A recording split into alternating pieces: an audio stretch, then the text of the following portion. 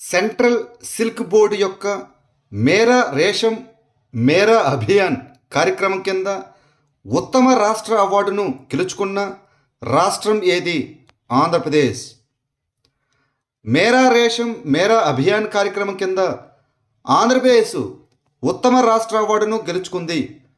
పట్టు రైతులు మరియు రీలర్లకు మద్దతివ్వడానికి భారత ప్రభుత్వంలోని సెంట్రల్ సిల్క్ బోర్డు ఈ కార్యక్రమాన్ని ప్రారంభించింది. బెంగళూరులో 76వ సెంట్రల్ సిల్క్ బోర్డు వ్యవస్థాపక దినోత్సవం సందర్భంగా సెప్టెంబర్ 20న ఈ అవార్డును ప్రదానం చేశారు.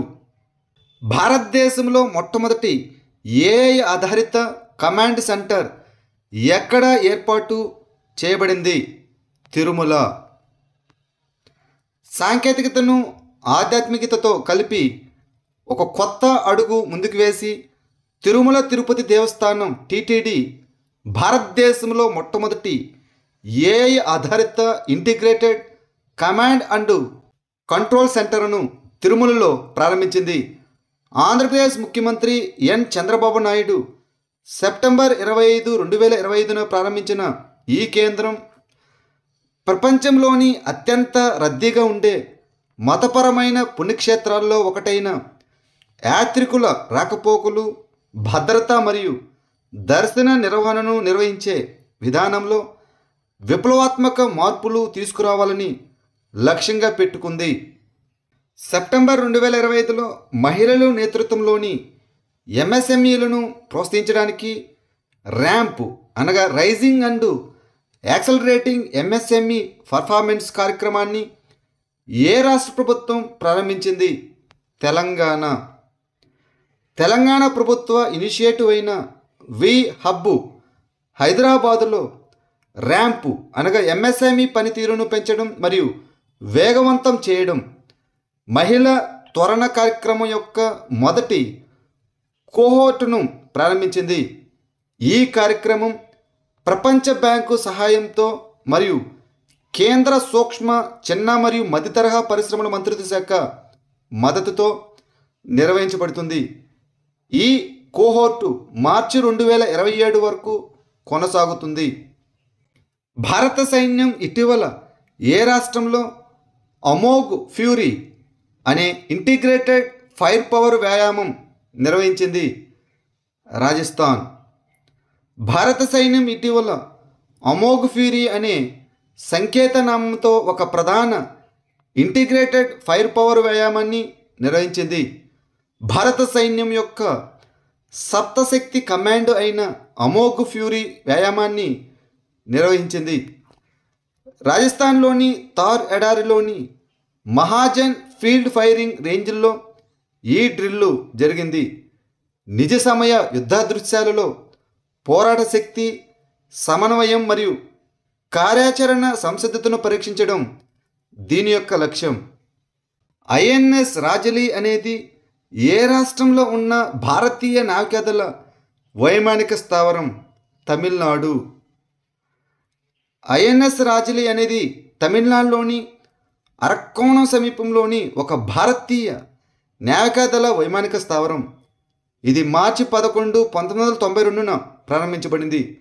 ఇది చెన్నైకి పశ్చిమాన 80 కిలోమీటర్ల దూరంలో 2200 ఎకరాల్లో విస్తరించి ఉంది మరియు 4700 మంది సిబ్బందితో అతిపెద్ద మరియు అత్యంత ఆధునిక నావికాదళ వైమానిక స్థావరం. ఇది ఆసియాలోని అతి పొడవైన సైనిక రన్వేను కలిగి ఉంది మరియు కార్యకలాపాలు అదేవిధంగా శిక్షణ రెండింటికి మద్దతిస్తుంది. ఎన్నికల ప్రక్రియలను క్రమబద్ధీకరించడానికి మరియు సరళీకృతం చేయడానికి ఏ ప్రభుత్వ సంస్థ అభివృద్ధి చేసిన ఏకీకృత డిజిటల్ ప్లాట్ఫామ్ ఈసీఐ ఎన్ఈటి? భారత ఎన్నికల commission ECI election commission of India. భారత ఎన్నికల కమిషన్ దాని ఈసీఐ నెట్ పోర్టల్ మరియు యాప్లో కొత్త ఈ సైన్ ఫీచర్ని ప్రారంభించింది. ఆధార్ లింక్ చేయబడిన ఫోన్ నంబర్లను ఉపయోగించి పౌరులు తమ గుర్తింపును ధృవీకరించుకోవడానికి ఈ ఫీచర్ అనుమతిస్తుంది.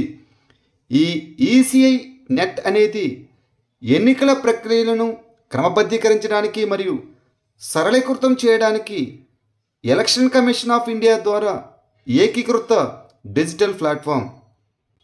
7వ ఫ్యూచర్ ఫుడ్ ఫోరం 2025 ఏ దేశంలో జరిగింది? United Arab Emirates UAE. 7వ ఫ్యూచర్ ఫుడ్ ఫోరం 2025 దుబాయ్లో ప్రారంభమైంది. గ్లోబల్ సౌత్ అంతటా ఆహార భద్రత, వాణిజ్యం మరియు ఆవిష్కరణను ముందుకు తీసుకెళ్లడానికి మార్గాలను అన్వేషించడానికి విధాన నిర్ణేతలు, పరిశ్రమ నాయకులు మరియు విద్యావేత్తలను ఒకచోట చేర్చింది. భారతదేశంలో స్వయం సహాయక సంఘాలు, సెల్ఫ్ హెల్ప్ గ్రూప్స్ సభ్యులకు గుర్తింపు కార్డులను జారీ చేసిన మొదటి రాష్ట్రం ఏది? తమిళనాడు. తమిళనాడు ఉప ముఖ్యమంత్రి ఉదయనిధి స్టాలిన్ సెప్టెంబర్ 16, 2025న సేలంలో మహిళా స్వయం సహాయక బృందాలు సభ్యులకు గుర్తింపు కార్డులు మరియు 3,500 కోట్ల విలువైన రుణాల పంపిణీని ప్రారంభించారు. తమిళనాడులో 5 లక్షలకు పైగా సెల్ఫ్ హెల్ప్ గ్రూపులు ఉన్నాయి మరియు ఈ సెల్ఫ్ హెల్ప్ గ్రూప్ సభ్యులకు ఐడి కార్డులను జారీ చేసిన మొదటి రాష్ట్రం తమిళనాడు. ఈ కార్డులతో మహిళలు ప్రభుత్వ బస్సుల్లో 100 కిలోమీటర్ వరకు ఉచితంగా ఉత్పత్తులను తీసుకెళ్లవచ్చు. 11వ ఆసియా ఆక్వాటిక్స్ ఛాంపియన్షిప్ 2025ను ఏ నగరం నిర్వహిస్తుంది? అహ్మదాబాద్, గుజరాత్.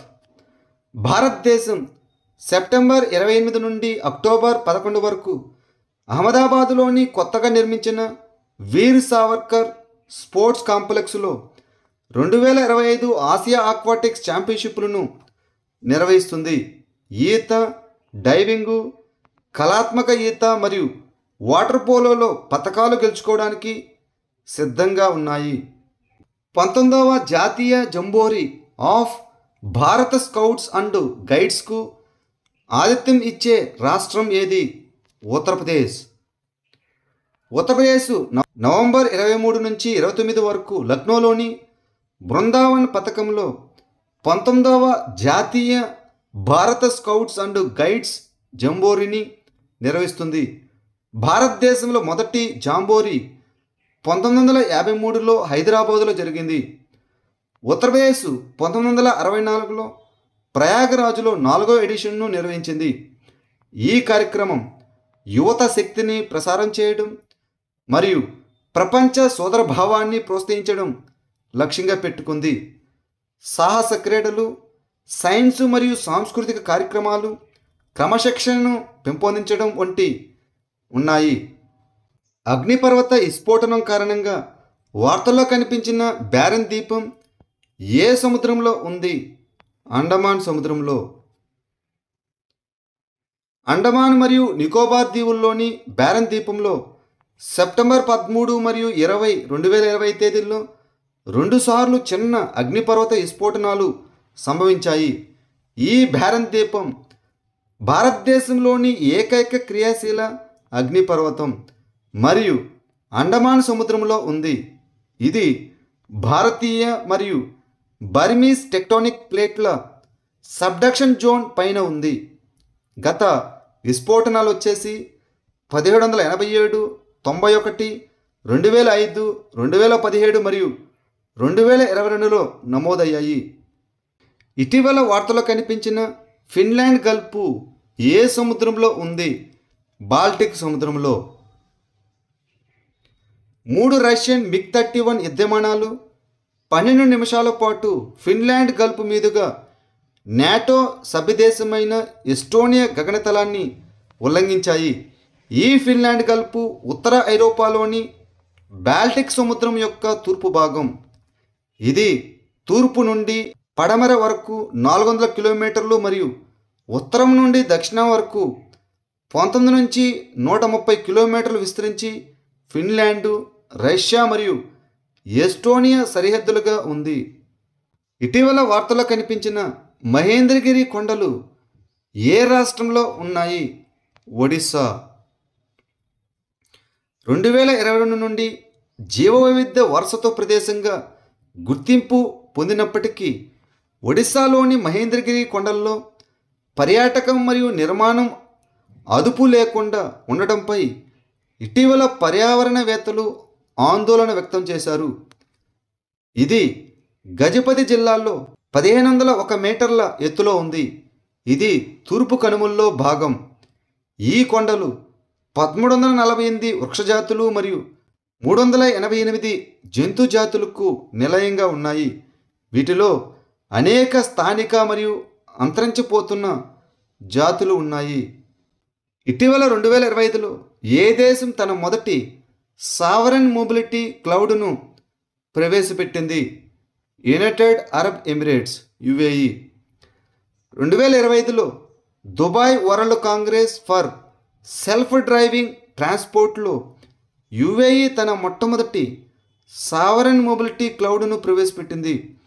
ఇది జాతీయ చట్టాల ప్రకారం UAEలోని అన్ని డేటాలను హోస్ట్ చేసే సురక్షితమైన డిజిటల్ మౌలిక సదుపాయాలను సృష్టిస్తుంది. భద్రత, సమ్మతి మరియు ఆవిష్కరణను నిర్ధారిస్తూ స్వయం ప్రతిపత్తి రవాణాను వేగవంతం చేయడం ఈ ఇనిషియేటివ్ యొక్క లక్ష్యం.